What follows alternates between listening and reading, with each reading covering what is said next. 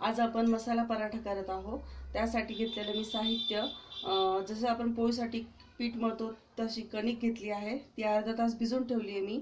नंतर कोथिंबीर, कांदा, लसूण मसाला हा इझिली मार्केटमध्ये मिळतो, तेल, लाल तिखट आणि मीठ। आता मी ही कणिक घेतली, त्याला थोडंसं तेल लावून एकदा मळून घेते।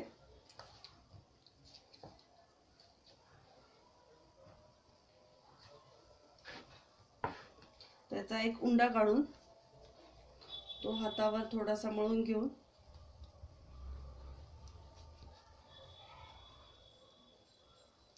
पिठात घोळून घेते। नंतर त्याची आपण जशी पोळी करतो त्या पद्धतीने पोळी करायची। या पद्धतीने पोळी करून घ्यायची।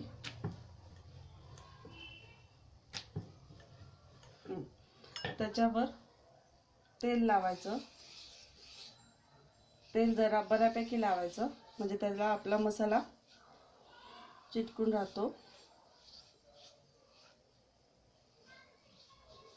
या पद्धतीने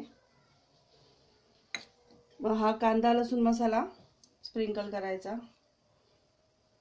तुमच्याकडे कांदा लसूण मसाला नसेल तर दुसरा तुम्ही कोणताही मसाला टाकू शकता। हा जरा जास्त टाकायचा कारण हा मसाला पराठा आहे। असं नंतर थोडंसं लाल तिखट भुरभुरायचं,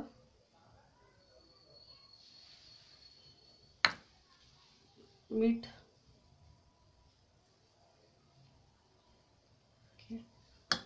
नंतर कोथिंबीर थोडीशी,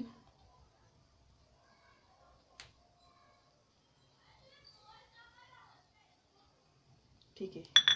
ही कोथिंबीर निघू नये म्हणून एकदा थोडंसं त्याला लाटणं फिरवायचं या पद्धतीने। आणि आपण जसा पंखा करतो कागदी पंखा, त्या पद्धतीने ह्या पोळीचा पंखा करायचा अशा प्रकारे।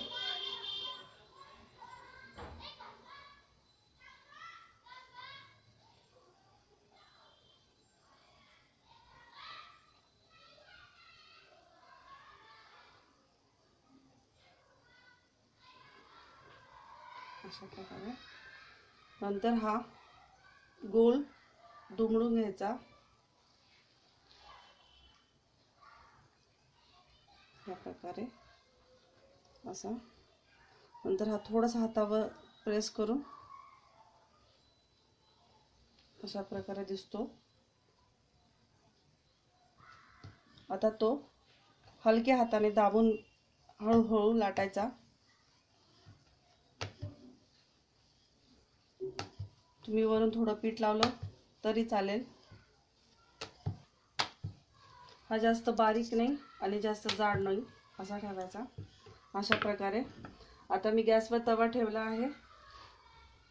हा पराठा आपल्या पोळी जसं आपण भाजतो त्या पद्धतीने भाजायचा।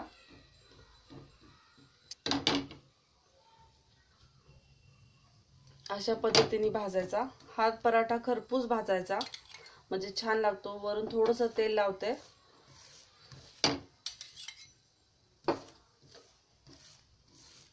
या पद्धतीने या बाजूने पण मी थोडं तेल लावते। बघा लेयर सुटतायत,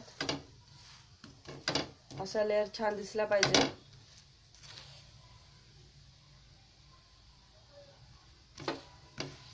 हा पराठा खरपूस भाजायचा दोन्ही साइडनी, थोडा प्रेस करायचा म्हणजे सगळ्या बाजूने भाजला जातो।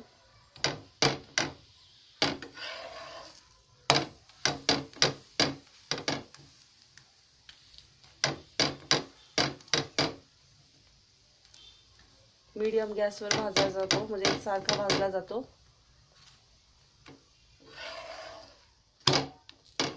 मस्त बघा, तो आपला पराठा झाला आहे। हे बघा, हा पराठा झाल्यावर थोडं त्याला असं प्रेस करायचं म्हणजे त्याचे लेयर्स दिसतात।